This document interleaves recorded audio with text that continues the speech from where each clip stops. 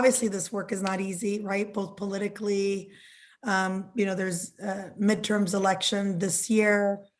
There's just so much, but there's also this great opportunity. I think when you mention, not just the legal challenges, but like the moral challenges with this administration's approach, right? And how counter our values their approach has been in terms of what they say versus what we say this country's about. So I guess I'm wondering, what inspires you or what gives you hope over the next year or two in terms of how we continue to fight and do the work to get more folks engaged in the fight for more humane border policies and restoring asylum.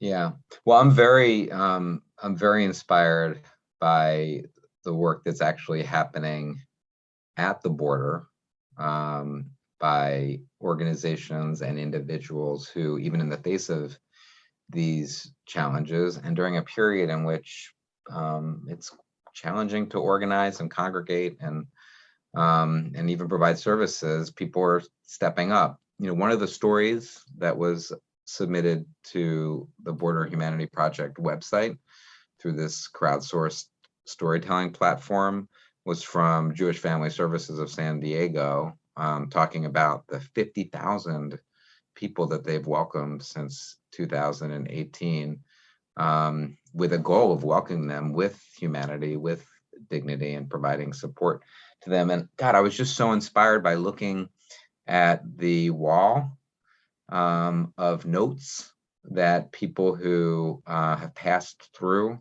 that shelter have left for those who follow in their footsteps, with words of encouragement and to keep up hope and to have strength in the journey. So that really inspires me. And I even feel like within the ACLU, the work of the border affiliates have been doing amidst these challenges is just so inspiring. I'm thinking about the work that the San Diego affiliate did in particular around trying to bring back in people who had been pushed out under the Remain in Mexico program, thousands of people. And I'm also thinking about even just to work on a case and how to think creatively and imaginatively about how to use a single case to spark greater awareness and push for change. The San Diego affiliate, and I could say this about any of the border affiliates, examples of this, represented a woman who was forced to give birth at a Border Patrol station in Chula Vista, California, and documented that case, filed a complaint with the Office of Inspector General. And it has created a different type of conversation and awareness. And our fight to secure a policy that would generally prohibit the detention of people who are pregnant or nursing and their infants in Border Patrol stations is not over. We're pushing hard and we haven't secured that policy yet, but we're in position to be able to demand real change because of the attention and care that the individual who was harmed has put into telling her story, and that the ACLU of San Diego and partners at Jewish Family Services have put into making sure that that story goes heard and that people are accountable for the harms that were inflicted upon that individual. And that really inspires me.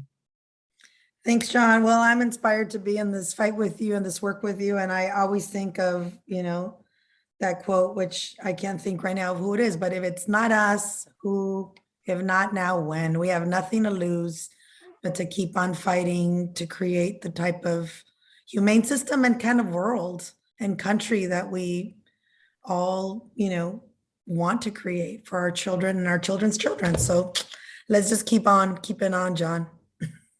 Right on. Let's do it. Well, thank you, John, for having a conversation with me today, my first conversation of the year. And I look forward to our continued work together with the Border Humanity Project until we get it done. Thank you. Look forward to it too. Thank you so much for the conversation, Norma.